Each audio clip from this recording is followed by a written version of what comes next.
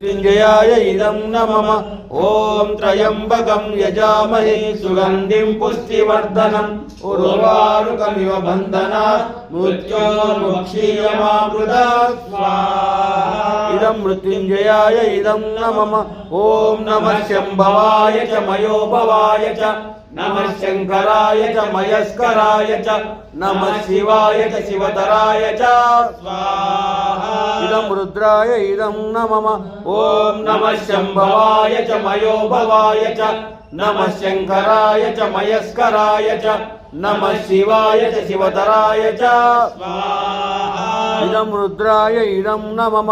ओम नमः शंभवाय च मयोभवाय च नमः शंकराय च मयस्कराय च नमः शिवाय च शिवतराय च स्वाहा।